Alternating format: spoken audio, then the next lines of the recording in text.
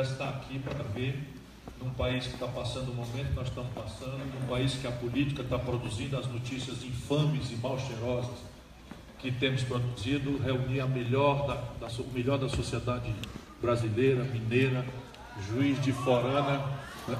Tá ruim o som? Ou sou eu que estou falando baixo? Eu estava ainda organizando as ideias aqui porque eu estou confessando a minha emoção e a minha gratidão. Pronto, era o que eu queria dizer quando eu fui falando assim, baixinho e tal, né? Vamos já achar. Eu estou encarregado pela organização, cumprimentando muito comovido a todos os professores, ao reitor que me recebeu tão bem, na pessoa do professor Altemir, muito obrigado pela sua honrosa presença, na pessoa do meu companheiro Gustavo, que além de ser professor de vocês, é meu companheiro de partido, e do futuro prefeito de Juiz de Fora, deputado federal, Arthur, porque quem topa ser líder estudantil já mostrou que tem vocação e trazer essa montanha de gente aqui é a sua liderança, meu companheiro. Eu estou encarregado de conversar consigo sobre essa questão brasileira, complexa, tormentosa, e evidentemente eu tento fazer isso de uma forma algo superficial, algo telegráfica, porque o Brasil não é para amadores. Nosso país é hoje talvez a mais intrincada, mais complexa questão do mundo ocidental, porque no mundo oriental coisas mais graves estão acontecendo, no mundo oriental coisas mais graves estão acontecendo, mas o Brasil, só para a gente ter sentido moralmente, um sentido moral superior da nossa militância, é que hoje temos 13 milhões de brasileiros desempregados e já 7 milhões de brasileiros em condições de trabalho precário, vivendo de bico, se virando, tentando levar da mão para a boca o que puder para casa. Mas a gente ouvir, entender um pouco, porque eu tenho 37 anos de vida pública, gosto de abrir um parênteses mais recentemente, são 37 anos sem nunca responder um inquérito, nem sequer para ser absolvido, o que nada mais é do que a minha obrigação, mas é bom, né? Um tempo desse aí, eu digo aos meus amigos que sai lista, entra lista, e pode ficar tranquilo que eu não estarei também na próxima. Isso me autoriza. Isso nada mais é do que a minha obrigação. Esse negócio de moralismo de duelo também é uma condição muito perversa no Brasil. Essa é só minha obrigação. Mas eu digo isso para poder dizer algumas coisas meio azedas que eu ando dizendo por aí afora para desagrado de certos barões, certos nobres da elite brasileira. Para entender o que está acontecendo com o Brasil, eu estou provocando um olhar mais histórico. E como a universidade me pediu uma aula, então vamos lá. Professoralmente, eu vou dizer, em 1980, para arbitrar uma data, o Brasil representava 1% do comércio mundial. Isso é um sintoma de que tamanho nós temos, né? Hoje é moderno esse sintoma. Tem 1000 sintomas, mas eu estou tomando esse porque é impressionante. Na mesma data, 1980, a China representava 1% do comércio mundial. Com uma diferença, o Brasil tinha 130 milhões de habitantes e a China já tinha 800 milhões de habitantes. Portanto, nós éramos, em 80, muito mais ricos e sofisticados economicamente do que a China. Hoje, 2017, o Brasil representa 1% do comércio mundial e a China representa 12,5% do comércio mundial. Viu a proporção? Ela é 1 e 1 iguais. Hoje nós somos 1, estamos patinando, e a China já representa 12,5% do comércio mundial. Aí se perguntar o que houve, porque as evidências de que tem alguma coisa errada com o Brasil, de que talvez a China tenha algumas pistas, e as institucionalidades, as manhas políticas, as manhas culturais são intransplantáveis. Nem eu gostaria de copiar a institucionalidade chinesa, que não é possível. Porém, no fundo do marco da economia política, ou seja, de como é que se organizam as forças da produção, as forças do trabalho, os movimentos de superação do hiato tecnológico global, enfim, esses fatos têm poucas variáveis. É um marco de economia política que ou é neoliberal, modernamente, ou um certo keynesianismo, né? Ou é um estatismo cripto-reacionário, como Coreia do Norte, só para não esquecer nada, né? Então, não estou falando de instituições, nem de política, que cada qual tem o seu e a sua história. Mas, aparentemente, o Brasil anda errado e a China anda certo nas premissas. Mas vamos entender agora mais organicamente. O que aconteceu com o Brasil de 1980 até hoje? Nós crescemos de lá para cá, ridículos, míseros, 2% ao ano em média. Por isso que é importante, porque 80 não tem o Fernando Henrique ainda, e o PSDB, e o tal, o Canadá, e nem tem o Lula ainda, protagonizando o poder. Então, dá para a gente tentar conversar sem ainda despertar antagonismos que são legítimos. Eu também sou duro e azedo e tenho meu lado. Mas como nós precisamos refletir para consertar, não é para fazer mal, nem purgar nada, né? Eu estou chamando a atenção que o Brasil de 1980 para hoje cresceu 2% ao ano. Para quem não está acostumado a traquejar com a economia, vamos entender o que é 2% ao ano. Olha, o Brasil tem ganho produtividade, agora até parou, há uma razão impressionantemente alta nos anos 80, 70, 90, que é basicamente a troca de gente por máquina nos processos produtivos. Então, por exemplo, o atual prefeito de São Paulo resolveu baixar uma portaria lá, dizendo que os ônibus não aceitarão mais, depois de um certo prazo, pagamento da passagem em dinheiro. Ou seja, todo mundo vai ter que ter um cartão pré-pago e ele vai destruir uma profissão que é a do trocador. Aqui ainda tem? Pois é, protejam eles, porque eles vão fazer isso em todo canto, e não é para baratear a passagem, é para ganhar produtividade, ou seja, oferecer o mesmo serviço, reduzindo, do ponto de vista de pessoal, em 50% o custo. Uma colheitadeira, eu não estou dizendo que isso é mal necessariamente, apenas é um dado da realidade, né? Não precisa de trocador, eu acho um absurdo, lá em Fortaleza eu não deixei. Mas, por exemplo, uma colheitadeira de cana-de-açúcar, aqui ou em Ribeirão Preto, tira 76 trabalhadores para fazer o mesmo serviço. Para fazer o mesmo serviço num dia, uma máquina colheitadeira com uma pessoa operando faz o serviço de 76 trabalhadores. Esse ganho de produtividade generalizou-se na agricultura, na pecuária, na indústria, nos serviços, em tudo, todas as áreas. E o Brasil tem ganho de produtividade, agora parou, volto a dizer, porque está tudo parado. E isso produz um tipo de desempregado muito complexo, que é um gatão da meia-idade, tipo o orador que vos fala, né? Hein, gostou? Eu já nem sou mais, eu vou virar sexagenário agora em novembro. Como é? A gente conversa ali sobre o Brasil e os ganhos de produtividade, que eu supondo, vocês estão alguma malícia. Então, repare, esse tipo de desempregado está sendo excluído do mercado tradicional dele de trabalho e já entra no novo mercado sem oportunidade e com dificuldade de requalificação, de retreinamento. Porém, o mais grave tem a ver com vocês.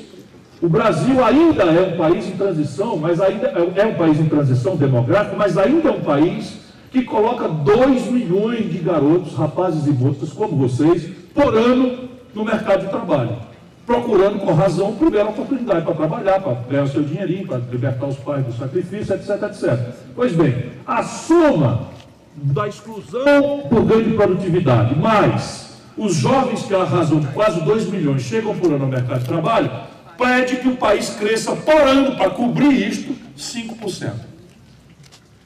Nós estamos crescendo de 1980 até hoje, 2%. Pronto, acabou a palestra, estão entendendo? Daí o que está acontecendo no Brasil, não é possível parar aqui. Nós precisamos agora avançar para entender por que isso está acontecendo.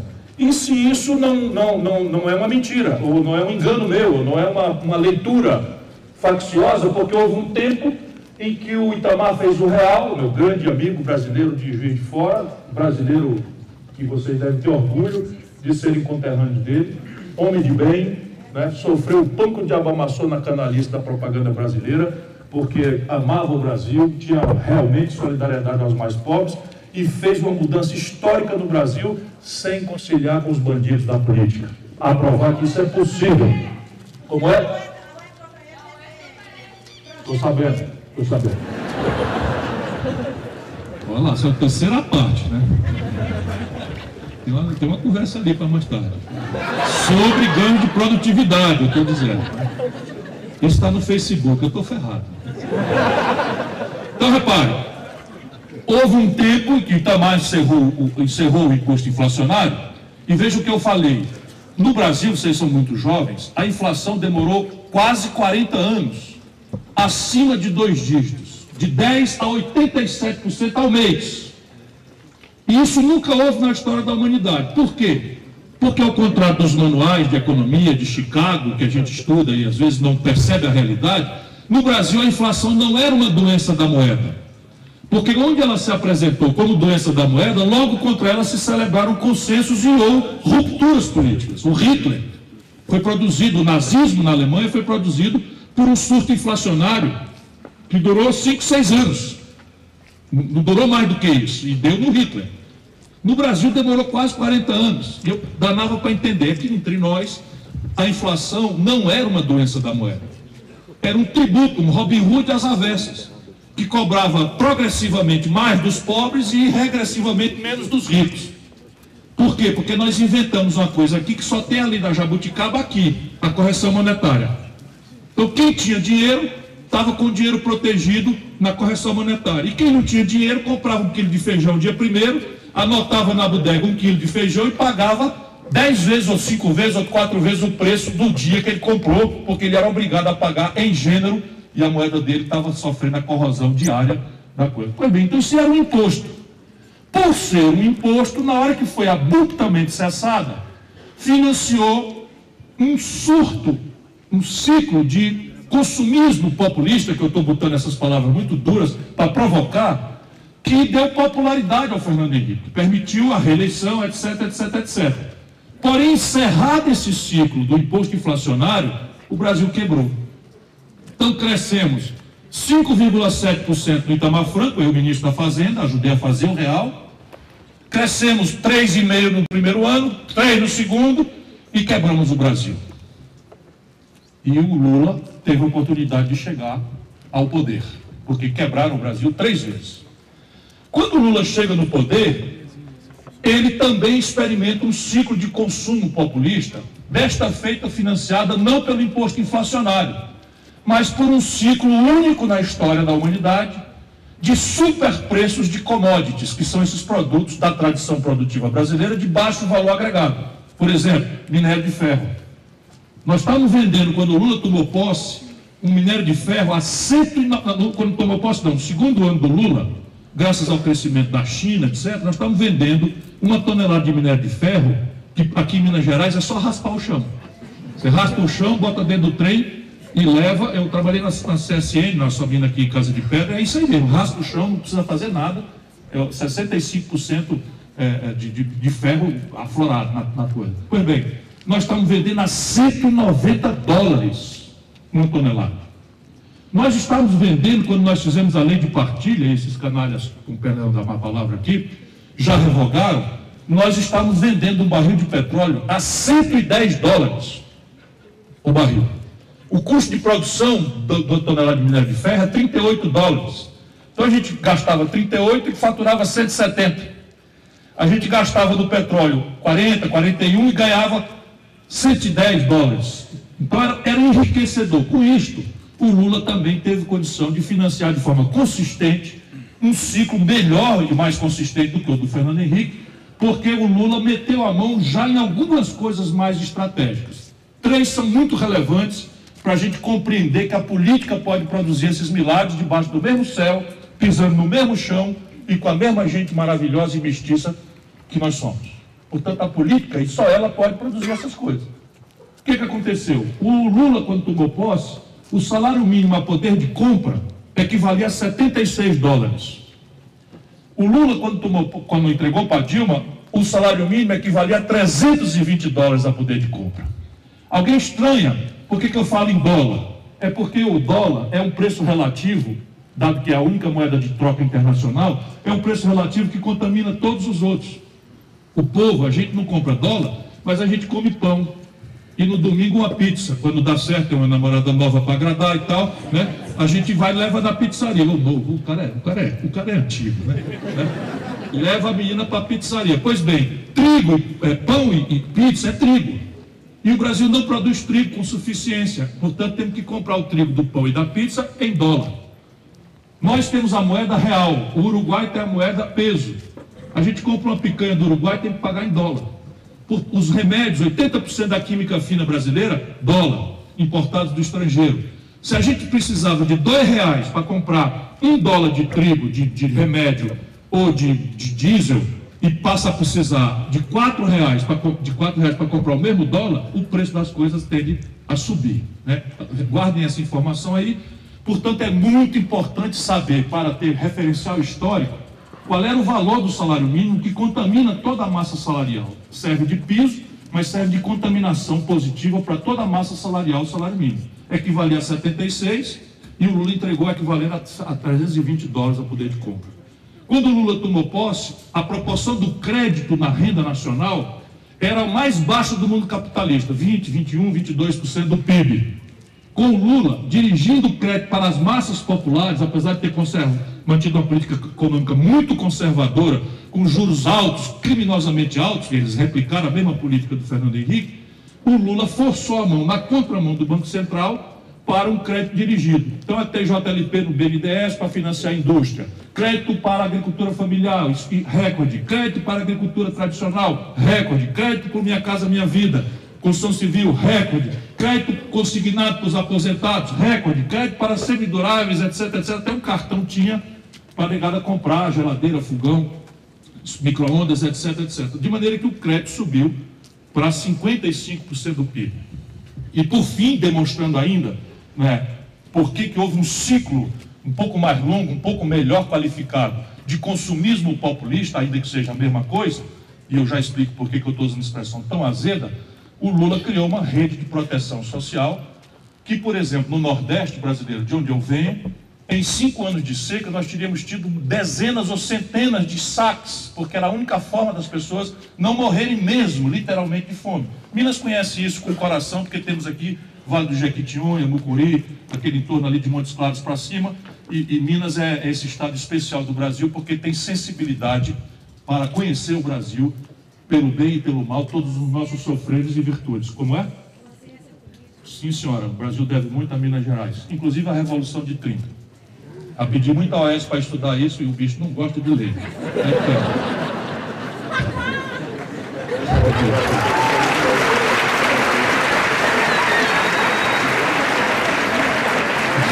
Eu sou um provocador nato, né? Para levar uma vaia numa dessa, era daqui para ali, mas obrigado. Não, essa é só uma brincadeira. Mas eu falei isso com ele muitas vezes mesmo, né?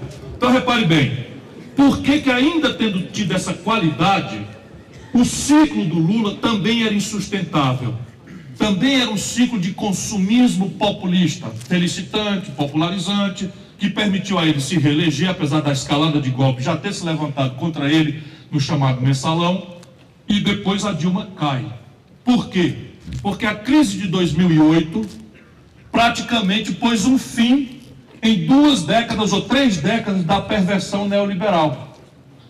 A ideia vã, porém muito interessante sob o ponto de vista de determinados argumentos, de que o Estado tinha cumprido seu papel, que doravante o moderno era diminuir o Estado a uma dimensão mínima, aspas, de baixo custo, que sinalizava com uma promessa jamais cumprida de redução de impostos, e saturnizada pelas perversões que o Estado tem, corrupção, ladroeira, e fraude, e ineficiência, e maltrato da população no posto de saúde. Então faltam caricaturas para você esculhambar o Estado e prevenir ou propor uma solução maravilhosa, simplificadora, grosseira, que é, sabe esse monstro aí? Vamos dominá-lo, cortá-lo, reduzi-lo a uma dimensão mínima, de baixo custo, e vamos desentranhá-lo de qualquer influência, de qualquer interferência no domínio econômico, porque esse negócio de comércio, de indústria, de produção, de transferência de renda, quem entende disso é o mercado.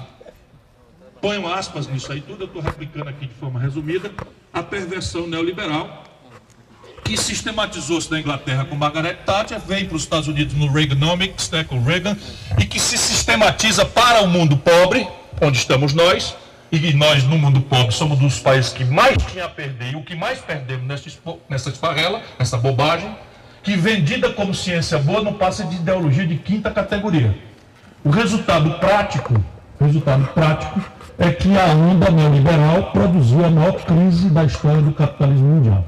Já tinha evidência disso na crise de 29, mas a gente tende a ser de baixa memória, a humanidade, não só o brasileiro não. E aí nós caímos de novo na mitologia, esquecemos toda a conquista do welfare state na Europa, esquecemos toda a extraordinária presença dos americanos no pós-guerra, que saem de oitava potência para a primeira potência, com base numa economia keynesiana, com base no New Deal, com base no esforço do Roosevelt, né, de industrializar a América, num primeiro momento, com a compra governamental dirigida para o esforço militar, e para o esforço, depois, modernamente, para o esforço aeroespacial, para o complexo industrial de saúde, etc. Toda a experiência empírica jogada no lixo, em nome de uma mitologia grosseiramente simplificadora, porque a Europa começou a perder a competição para a China, para o Japão, para a Coreia do Sul, que são estados que não trazem a carga da cunha fiscal do welfare state, do estado de bem-estar, que onerava a Europa. Só que, se eu fosse um lord inglês, eu até entendia bem, mas o Brasil, definitivamente, não é a Inglaterra. No Brasil, a miséria é a regra. Na Inglaterra, quando começou o thatcherismo, a pobreza estava resumida a 1% da população. 1%. E aí você trata isso com políticas sociais compensatórias que estão escritas lá, no consenso de Washington, no primado neoliberal. Esta onda aí, depois eu vou tentar responder perguntas de vocês, eu estou preocupado de não abusar muito do tempo.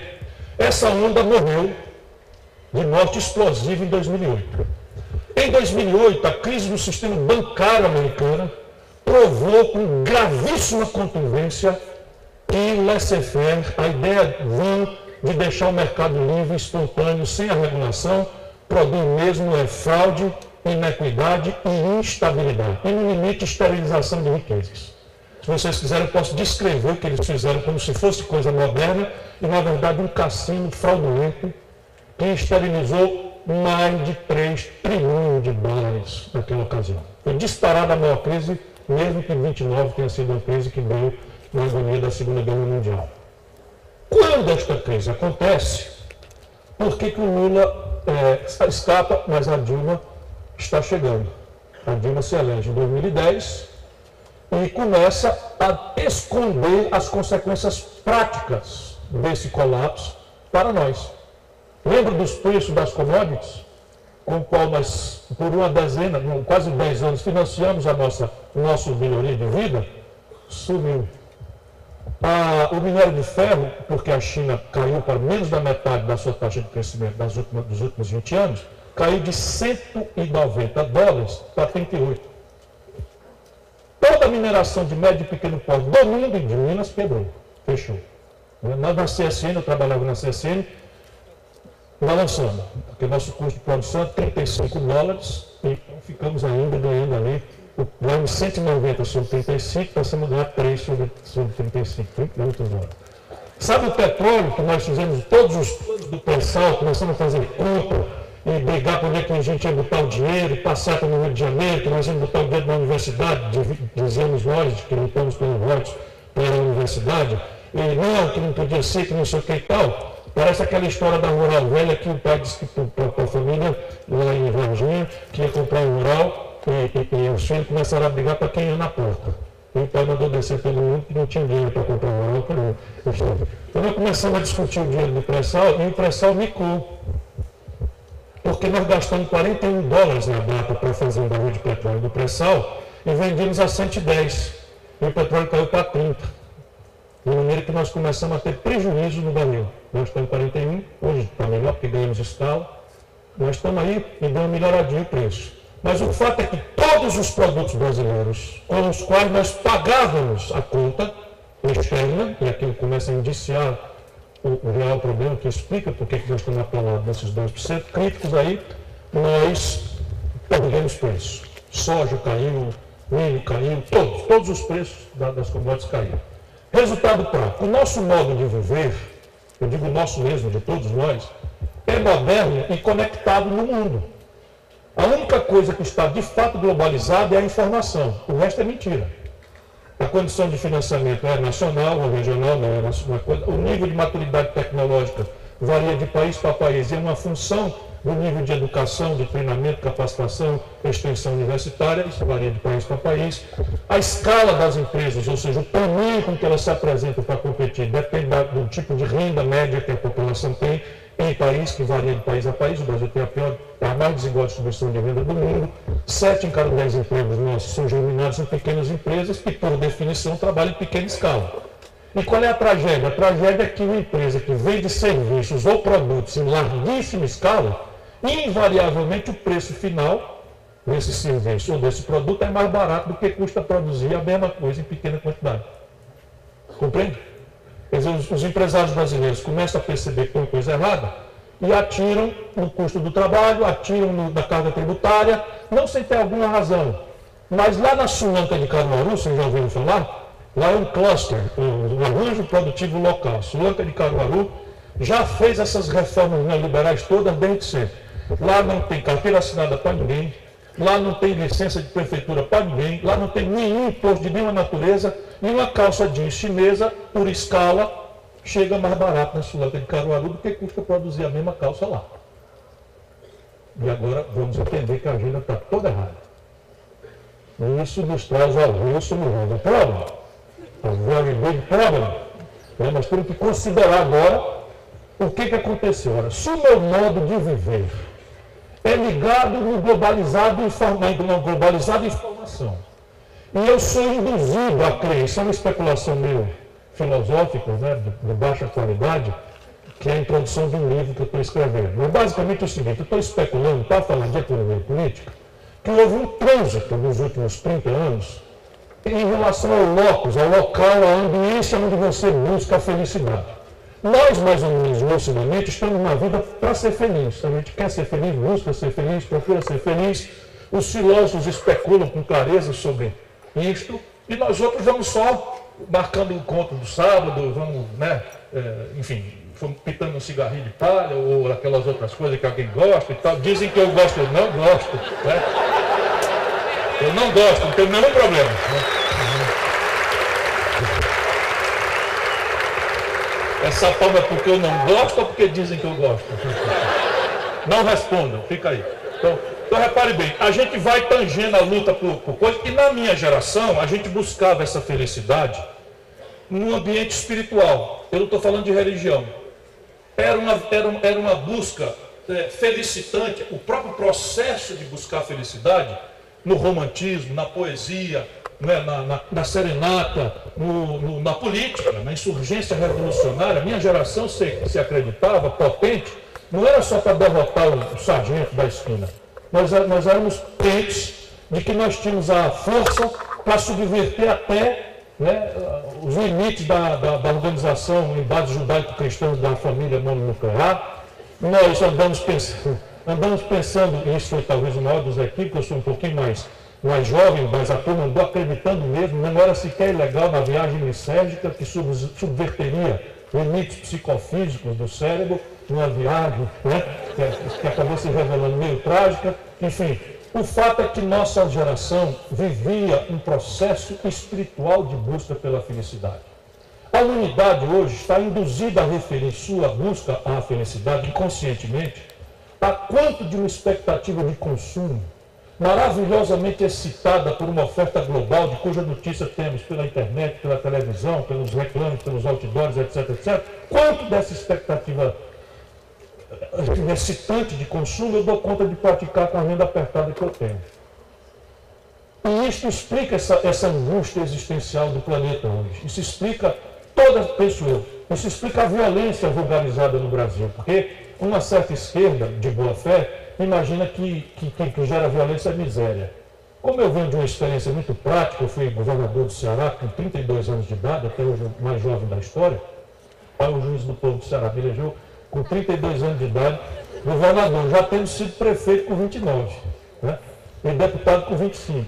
Veja bem, o ministro com 36, essa responsabilidade já foi do Itamar. Né? Pois bem, na minha experiência, existe um lugar chamado Salitre, que fica na esquina do Ceará com Piauí e Pernambuco. É o lugar mais pobre do Ceará e, portanto, um dos mais pobres do Brasil. E lá passa até 2 anos sem nenhum homicídio. Portanto, eu tenho uma observação empírica de que miséria não gera violência. O que gera violência, penso eu, para discutir, é a justaposição da opulência, do luxo, né, com a aspiração de acesso a esse consumo com a frustração da renda que os pobres não têm.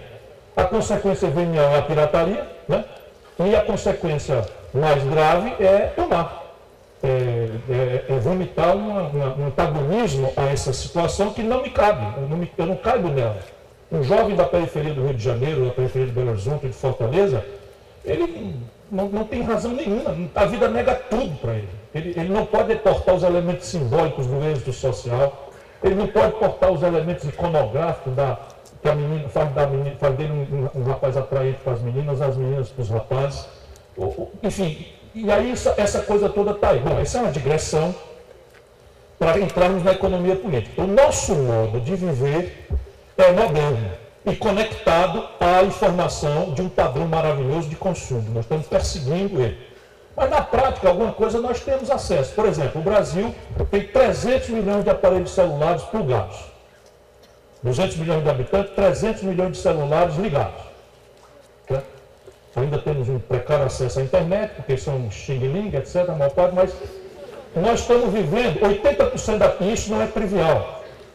Porque, por exemplo, a química fina dos nossos remédios, 80% são importados. Os meios de diagnósticos médicos nos quais acreditamos, sendo que não acreditamos mais no médico, são importados. Então, se eu for no médico, o médico botar o ouvido aqui nas minhas costas e diz assim, diga 33, eu falo 33. O cara diz, não, você está bom, pode seguir a viagem, isso não vai dar certo. Não pediu uma ressonância, não pediu uma tomografia, não pediu uma chapa do pulmão, isso não pode dar certo, vou procurar outro, né? Isso é fato, eu estou brincando com coisas para a gente não ficar muito cansado desse assunto chato, mas isso é o que importa entender no Brasil. Depois a gente vai para a terapêutica e se concordando que a doença é essa. Pois bem, quando a gente segrega, e aqui vem a explicação por que o Brasil está crescendo tão pouco, e por que a China cresceu tanto exuberantemente na mesma quadra do mundo, partindo do mesmo ponto de onde partimos nós. Então a questão básica que eu sustento para discutir é que tem 3 proibições, uma concatenada com a outra, que nos impedem de crescer àquela constância mínima de 5%, de maneira a incorporar os ganhos de produtividade, que é a troca de gente por máquina, e a dar oportunidade para os jovens, à troca de 2 milhões, entrarem no mercado de trabalho, sem estressar a massa salarial. Porque se eu tenho 13 milhões de desempregados, como comecei falando, mas 7 milhões de pessoas em condições precarizadas, não há como a massa salarial expandir. Pelo contrário. Com a especialização, não sei o que eles estão fazendo, a massa salarial brasileira vai encolher, para além do que já está encolhendo gravemente. Então, se isso não acontece, eu tenho que entender por quê. E eu proponho 3 obstáculos. Se nós concordarmos que eles são verdadeiros, eu perdi um pouco mais de tempo, cansei vocês um pouco mais no diagnóstico, porque a terapêutica meio que salta da compreensão do qual é o problema. Então, a primeira grande questão, na minha opinião, o Brasil está proibido de crescer por causa do desequilíbrio nas nossas contas com o estrangeiro. Termina o ano, um país como o nosso faz igual a gente em casa. Puxa a conta, o que é que nós temos para receber dos estrangeiros, da soja que nós vendemos, do petróleo que nós vendemos, do milho que nós vendemos, etc, etc, etc. E o que é que nós temos que pagar para o estrangeiro, do celular que nós importamos, embora ele possa ser montado em Manaus, 100% vem importado. 80% do valor de um carro que nós andamos, mesmo produzido aqui, em Betim, no Fiat, 80% do valor do carro importado do estrangeiro. Aí a química fina, 80% dos remédios importados. E assim sucessivamente. Então, ótica, novos materiais, condutores, enfim, fibras, química fina, fertilizante, etc, etc, etc. O Brasil tem uma conta em dólar que, segregada na parte comercial, e faz para conta. O que é que o Brasil industrializado produz e vende para o estrangeiro? E o que é que o Brasil compra industrializado do estrangeiro? Puxa a conta e bate uma com a outra. Nós ficamos devendo, a última vez que nós crescemos ali no primeiro ano do governo Dilma, 124 bilhões de dólares. Porque abrimos mão, por prostração neoliberal, de uma política industrial de comércio exterior. Porque acreditamos na mitologia de que o mercado, espontaneamente, vai resolver essa contradição. E repare, quem está falando aqui é uma pessoa que respeita e acha que o mercado tem um papel muito importante, mesmo essencial. Mas nunca foi experiência histórica de nenhuma nação do mundo que o mercado sozinho, deixado livre, tenha produzido equação de desenvolvimento. Porque deixado livre, ele se oligopoliza, ele se monopoliza, produz desigualdade, produz instabilidade, injustiça e violência. A vida inteira é a experiência empírica que se tem. E quem sabe que tem êxito é quem vê o oposto, uma economia política mista, que soma as virtudes da iniciativa privada, mas confina a uma ideia de projeto e procura protagonismo, superar em parceria, né, as grandes questões do financiamento, a questão da maturidade tecnológica, a questão do ganho de escala, ou a política comercial e exterior que proteja o pequeno em outros modos de organizar essa competição do grande, que vai esmagar. Isso tudo tem a ver com coisas muito praticáveis. Pois bem, se nós abrirmos mão de um projeto e segregando o manufaturado, nós faturamos 124 bilhões, no mesmo ano, a mineração e a agricultura produziram um superávit de 89 bilhões de dólares. Isto aqui abre um parêntese. Ninguém está autorizado a fazer abuso contra a natureza, ninguém está autorizado a fazer abuso com trabalho escravo ou semi-escravo, ninguém está autorizado a enfiar nada de experiência prática. Porém, números, quem está pagando o nosso modo de viver são o agronegócio e a mineração, que estão segregados aí no imaginário brasileiro como do mal. Entende? Do mal e do bem. Né? A Marina, por exemplo, bota aquele chave dela, e dando a falar mal de quem está pagando a nossa conta. Não autorizo, volto a dizer, nenhum abuso. E minha solidariedade é com o pequeno, é com o sem terra. Porém, olha aqui, passou o ano, 124 bilhões tendo que pagar de buraco na conta industrial. 90 bilhões entra e fica faltando 30 para fechar a conta. E aí, 30 é só na parte comercial. Como nós mantemos o projeto nacional, vem as outras contas. Sabe esse país que tem 8.400 quilômetros de litoral? 100% praticamente do afretamento das nossas exportações e importações são contratados com armadores estrangeiros. Bota aí 11 bilhões de dólares de buraco na conta de frete. Abrimos mão de uma política consistente de ciência e tecnologia e estamos alugando a inteligência dos outros. O nome disso, no Granon, é royalties. Né? Aluguel da inteligência dos outros que a gente não tem, royalties. Lá se vai mais 7 bilhões, bota a conta aí, 7 bilhões de dólares. Quebramos a estrutura de seguros e resseguros nacional brasileira, lá se vai mais 9 bilhões de dólares. Então, no limite, o Brasil tem um passivo na sua conta com o estrangeiro que ciclicamente parece infinanciável. Qual é a consequência prática disso? E aí, por favor, tenha um pouquinho de paciência, porque isso aqui tem que ser popular. Vocês têm que dominar isso para a sua vida e ajudar o nosso povo a entender. Lembra que eu falei que a gente compra o trigo da pizza e do pão, que a gente não compra dólar? Se tiver pouca banana sábado aqui no mercado de Juiz de Fora, e muita gente querendo e podendo comprar banana, o que acontece com o preço da banana em Juiz de Fora? Igualmente. Pois é assim no mercado de câmbio. Se eu tiver uma necessidade muito grande de dólar e a oferta de dólar escassear por algum ciclo internacional especulativo, de crise, etc., etc., o preço do dólar em real sobe. E aí apresenta-se o stop and go do crescimento brasileiro. Nossa moeda vai a 4, volta a 3. Com Lula, se nós fizéssemos atualizado, quando acabou o desastre do governo Fernando Henrique, o câmbio atualizado seria R$ 9,20. Você imagina sair daqui para Miami com o câmbio a R$ 9,20? Né? Prefiram Fortaleza. Né? Eu estou lá esperando vocês. Né? Então, repare, e aí quando vai a 9,20, o preço do pão sobe, o preço da pizza sobe, o preço da passagem de ônibus sobe, porque é diesel, que é petróleo, que é dólar, o preço dos remédios sobe, se apresenta uma miragem de inflação, e os caras, pumba, atira com taxa de juros. E aí, taxa de juros. A gente tem que popularizar esse assunto. E não é difícil, apenas porque a televisão não conta a história. Sabe, não faz uma novelinha, por exemplo, era tão fácil chamar a Patrícia Pilar com aquela beijo dela. Assim, aí o cara fez uma piada inteligente. Vou transferir para ela. Ela fez um grande filme aqui em Juiz de Fora, o Zuzu Anjo.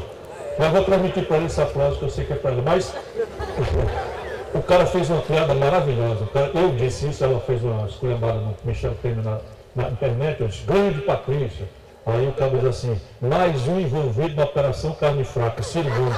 Aí já fui ficando zangado. Carlos. Ah não, o cara fez uma piada. Carne é fraca.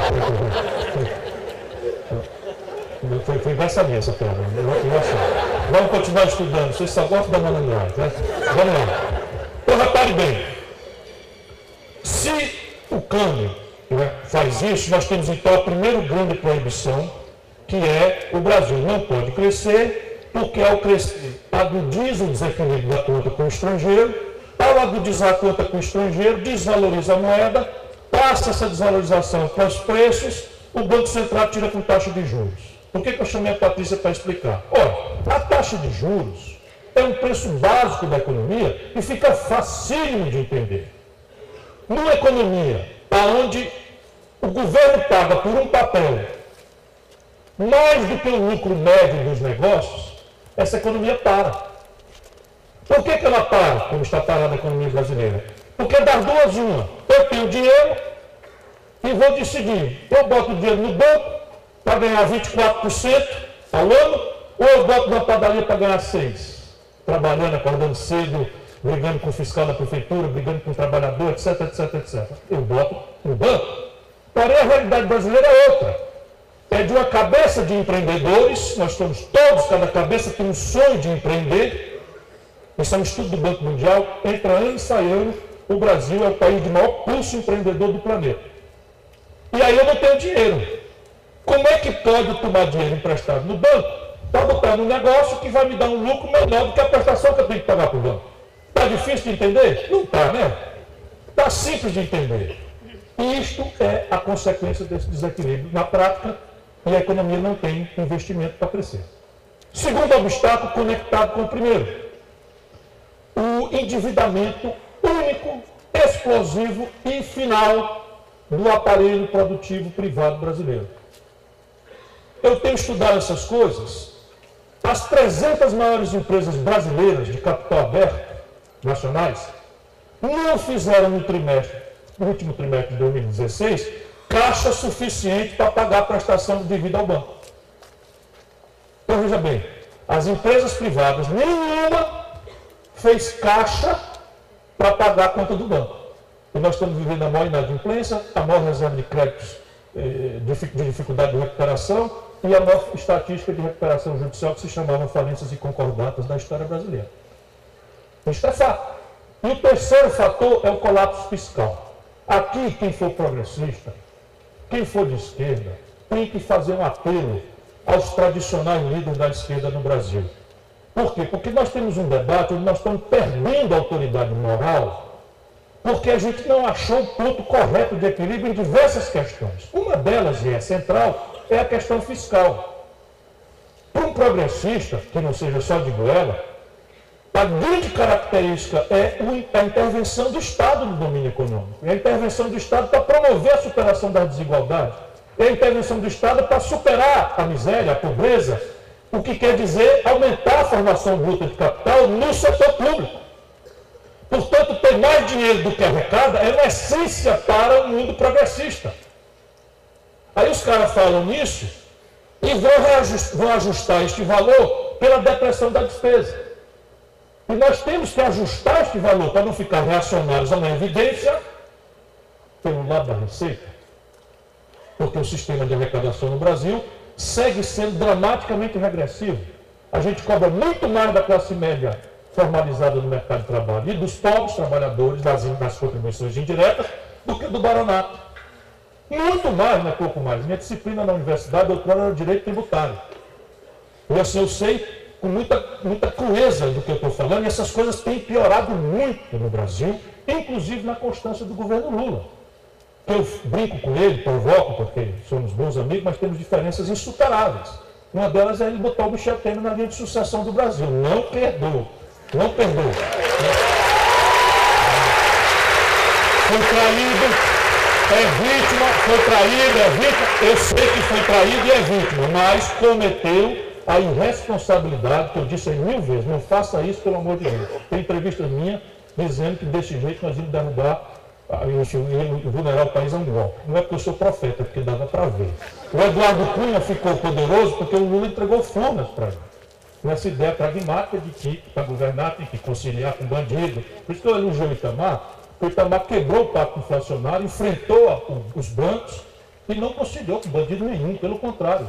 Conseguiu que o povo desse a ele o apoio necessário para ele, inclusive, enquadrar o Congresso Nacional, que era um Congresso tão ruim quanto não, pior do que esse não é possível. Mas era quase tão ruim quanto, né, naquela época. Esse definitivamente é o pior de todos, da história. Pois bem, este passivo das empresas é causado por aquele mesmo disparo da taxa de juros que eu já falei. Então não preciso mais falar. Tem que ir ao terceiro. O terceiro é o colapso fiscal. Se nós olharmos hoje, por exemplo, a situação de Minas Gerais, a situação do Rio Grande do Sul, ambos estados criticamente centrais para o equilíbrio republicano no Brasil, criticamente centrais para evitar o monopólio de plutocratas que estão sediados na Avenida Paulista, ao redor do financismo, do rentismo financeiro, emasculados, castrados, prostrados de joelho e falidos. Vê se pode, faz 20 anos, 15 anos, que Minas Gerais está liquidada financeiramente e agora foi para o chão. Faz 15 anos que montou esse esquema foi o Fernando Henrique, que o Fernando Henrique sabe ler. O Fernando Henrique conhece a história do Brasil. O Fernando Henrique não tem limite nem escrúpulo. Ele cansou de dizer a mim que a grande tarefa de um modernizador no Brasil era encerrar a memória do Vargas. Eles estão completando aí com a revogação de CNT e coisas e tal, mas uma das coisas da memória do Vargas é a Revolução de 30, que modernizou o Brasil, que botou as mulheres para votar, que criou o voto secreto, né, que fez um conjunto de consolidações importantes para o país e que foi feita contra, inclusive, uma insurgência armada. A Revolução de 30 aconteceu porque o mineiro Antônio Carlos de Andrada foi traído na política do café com leite. Era um paulista e um mineiro, um paulista e um mineiro. Aí o paulista resolveu ser paulista, outro paulista. Né? Aí o Antônio Carlos de Andrada insultou o Getúlio, porque não podia partir, porque pareceria em causa própria, insultou o Getúlio para o Getúlio fazer a Revolução de 30, e graças a essa reunião entre Minas Gerais e Rio Grande do Sul, o Brasil hoje moderno nasceu. Pois bem, o Fernando Henrique sabe disso e destruiu as finanças públicas do Rio Grande do Sul e de Minas. Nunca mais se pariu um líder no Rio Grande do Sul. O Palácio do Piratini virou uma usina de destruição de liderança, sabia? Nunca se reelegeu ninguém lá. Tirando o Itamar em Minas, quem protagoniza a força e o equilíbrio que Minas sempre deu ao Brasil modernamente? Olha a situação do Pimentel. Olha a situação do Anastasia. Olha a situação do Aécio, do seu ponto de vista de governança. De governança. Isso é Minas. Mas isso está acontecendo no Rio de Janeiro. O Rio de Janeiro está quebradinho da Silva. E para mim cumprir da conversa, 14 estados brasileiros estão quebrados. Quebrados quer dizer, não pagam a folha de pessoal. O Ceará está fora a parte, porque ali no caso é diferente. Mesmo, porque a gente tem coesão política. Eu tenho coesão. 2/3 dos deputados do Ceará votaram contra o impeachment. Foi o único estado do Brasil. 2/3 contra. Já que o senhor bateu palma, das 100 melhores escolas do IDEB, esse indicador aí, das 100 melhores escolas, 77 estão no Ceará. Quantas? As 24 primeiras. E o melhor IDEB do Brasil é Sobral, a minha cidade, encravada no sertão do semiárido. A melhor IDEB do país. Né? Porque a política é capaz de produzir esses milagres, mesmo com dificuldade de dinheiro, em ambiente econômico precário. Semiárido do Nordeste, não, por favor, não acreditem que lá é um paraíso, não. Está muito longe disso. Somos muito pobres, mas é possível resolver algumas equações ou encaminhá-las de forma fecunda e produtiva, com resultados práticos. Pois bem, a formação bruta de capital do setor público brasileiro este ano, orçada, que quer dizer, uma previsão, que muito provavelmente não se praticará, está em ridículos 1,6% do PIB. Ou seja, a União Federal vai investir 0,4% do PIB, e eu vou aterrissar no tema derradeiro da questão da educação, e os estados e municípios, o que resta de frangalhos, juntos vão investir 1,2% do PIB se o orçado for praticado, o que é improvável. Ou seja, sabe quanto é que nós vamos gastar de juros para banco esse ano? 12%. Ou seja, tudo que nós vamos investir em estados, união e municípios, 1,6%.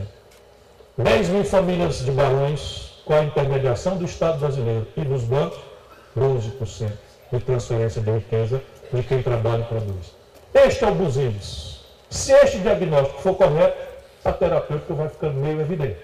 Temos que recuperar a ideia de projeto nacional de desenvolvimento, temos que afirmar e coesionar, pelo menos uma grande esmagadora maioria, de que o objetivo nacional permanente é o enfrentamento e a superação da pobreza e da desigualdade. Daí sucede, por óbvio, que só se supera a desigualdade e a pobreza se o país voltar a crescer. Nós já aprendemos hoje aqui, com suficiência para, no mínimo, incorporar os bens de produtividade e os jovens que chegam ao mercado de trabalho, mas para melhorar a distribuição de renda temos que crescer mais. Se o que proíbe o crescimento é o desequilíbrio na conta externa, nós tivemos uma rápida descrição aqui, precisamos superar isso. Como? Vamos entender esse desequilíbrio. 25 bilhões de dólares é petróleo e gás. A estupidez do Brasil vender petróleo bruto barato e importar óleo diesel caro em dólar que a gente não produz. Então, vamos verticalizar, substituir importações, refinar 100% e gerar um excedente, de maneira que o Brasil pare de importar, pare de exportar petróleo bruto e passe a exportar excedentes com valor agregado alto, faturando em dólar, para dizer onde é que vem o dinheiro para a gente crescer. Se a questão do passivo das empresas privadas estrangulado por essa política, nós temos que consolidar esse passivo. E aí, evidentemente, tem que ser feito em critérios absolutamente severos, inclusive, se for o caso, negociando mudança de controle. Associação do capital estatal, Golden Share. Eu estou só querendo falar aqui que existem 1000 caminhos para você equacionar isso. Um deles, por exemplo, eu estou propondo para provocar, o Brasil nessa tragédia toda tem 370 bilhões de dólares de reservas cambiais no estrangeiro. Um petista mais acelerado, assim, quer que a gente gaste esse dinheiro fazendo uma ponte ou construindo uma escola. Isso não é possível. Por quê? Porque este dólar, ao chegar no Banco Central, o Banco Central converte imediatamente em real. Então esse dólar em real já está circulando na economia brasileira ou foi enxugado pela dívida, pelos títulos públicos, para não ficar dinheiro demais circulando, porque tem um efeito inflacionário. E aí esse dólar que já foi convertido, você hospeda no estrangeiro. Mas eu posso perfeitamente fazer um fundo soberano e ou capitalizar o banco do BRICS, que eles estão desmontando essa operação extraordinária que nós estamos montando de um alinhamento internacional diferente. Criamos um banco que é a primeira iniciativa de financiamento rebelde a Bretton Woods, que é Fundo Monetário Internacional, Banco Mundial, que sofre influência central da pusilanimidade ideológica americana. E esse banco pode financiar experiências institucionais rebeldes para essas interdições do Banco Mundial e do Fundo Monetário Internacional. Pois bem, nós podíamos pegar 50 bilhões de dólares das reservas brasileiras, capitalizar o BRICS e abrir uma linha de redesconto para refundação, para consolidação de passivos privados, empréstimo, com garantia real, com tudo, só que o juro internacional hoje é negativo, 1,5% a menos. E o juro brasileiro está sendo aí, na Selic, 12% ao ano, a taxa básica. Se você trocar 12% de carregação por 1,5%, 2% positivo, o Brasil ganha 1,5% de juros, porque nós estamos hoje aplicando a reserva nominais a juros negativos, e consolida o passivo trocando. E se as empresas privadas pagarem os bancos com este volume, o que acontece com o preço do dinheiro, que é o juro? Despenca, porque os bancos vão ter um montante de dinheiro e tudo que os bancos não querem é que você pague a conta deles. Eles querem que você fique pedalando e eles vencendo o juro. Se eu ameaço ou faço pagar os bancos massivamente, eles vão baixar o preço e vão se reassociar ao mundo produtivo, conectando, né, o capital com o investimento e saindo do rentismo, que é o que hoje arrebenta a história brasileira. E, por fim, se o Estado Nacional está assim tão emasculado, é preciso fazer uma mudança no perfil fiscal do país. E aqui, flagrantemente, sem embargo de consertarmos muitas ineficiências no modelo tributário, que é complexo, que é injusto, e tal, o Brasil tem um sistema tributário regressivo. Volto a dizer, cobra muito menos de quem pode pagar mais e muito mais de quem pode pagar menos. Concretamente, vamos pegar aqui. O PT gosta de falar sobre imposto sobre grandes fortunas. Ok, porém, modernamente, grandes fortunas não existe mais. Porque agora é tudo pejotização, criaram esse termo agora. Então, repara, o bilionário Antônio Hermílio de Moraes, ele tinha todas as riquezas dele numa pessoa jurídica, numa holding, que paga o mordomo dele, o helicóptero dele. Coitado, até já morreu, tem que achar um vivo aí, né? Enfim, milionário qualquer. O Jorge Paulo Lema, esse é um capitalista interessante. Mas vamos lá, o Jorge Paulo Lema, ele não está cometendo ilegalidade nenhuma. Tudo está na holding. E ele recebe um prolabore, paga o imposto de renda igual a você e a ele, né? 27,5%, olha, vê se pode, né? 27,5%, e aí os free benefits, o mordomo, o helicóptero, a lancha, a comida, o motorista, o carro, a gasolina, etc, etc, tudo na conta do penca contabilizado na empresa, né? Isso tudo pode mudar, mas uma das coisas é a gente entender que grandes fortunas não existem e aí buscar o acumulado ali nas heranças e doações. Porque na herança e doação, quando o cidadão morre, ele passa as ações da holding para o filho. E a gente lá no Ceará já fez uma parte. Por exemplo, o imposto sobre transmissão causa-morte no Ceará é 8%. Em Minas Gerais é 4%. Numa crise dessa, por que não passa para 8%? Sendo que na América é 30%. No centro do capitalismo mundial é 40%, dependendo de forma progressiva. O Brasil é um de 2 países do mundo, da OCDE, que não cobra imposto sobre lucros e dividendos. Brasil e Lituânia. E o Brasil cobrava e o Fernando Henrique revogou. Aí está, claramente, né? E você tem, então, caminhos para ir consertando essa equação de financiamento de maneira a elevar a formação bruta de capital do país. Isso exige, naturalmente, um novo pacto político. É muito mais fácil falar do que fazer, mas é importante a gente se livrar do desencanto, da desesperança, da descrença e até da depressão que está campeando o Brasil lá fora. O Brasil tem tudo para corrigir. No fato real, econômico, nós temos tudo para corrigir. O que colapsou no Brasil foi a política. Nós estamos vendo que uma parte é corrupção, mas isso é novela, para nos distrair. O grande problema, sendo grave, não é a corrupção. É a falta de imaginação, é o conservadorismo político que faz com que a montanha de dinheiro que nós hoje temos seja alocado de forma a privilegiar a especulação financeira e não a produção e as coisas a ela inerentes. E aí temos um ponto final. O Brasil tem muito menos educação do que precisa. Avançou-se uma opção, né, na expansão do ensino superior no Brasil, mas ainda temos apenas 18% dos garotos de 18 a 25 anos matriculados. Isso é um número bruto.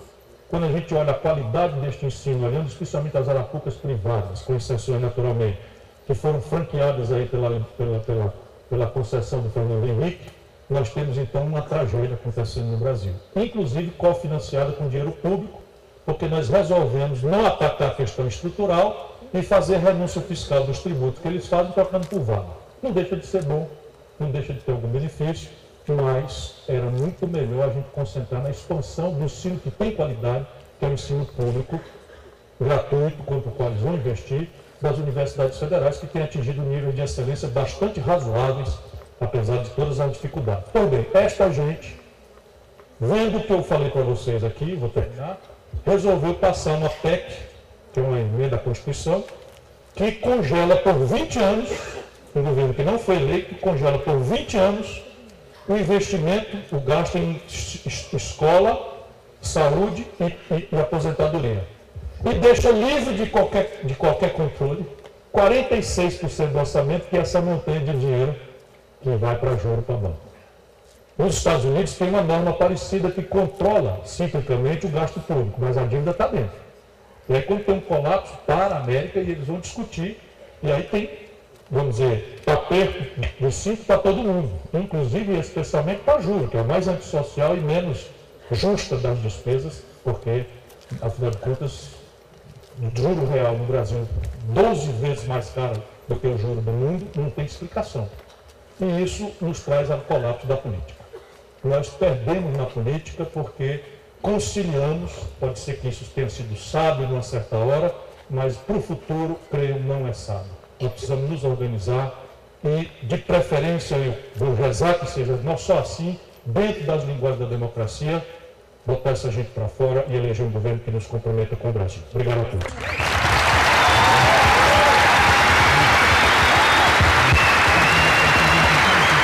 Pode, Obrigado, doutor.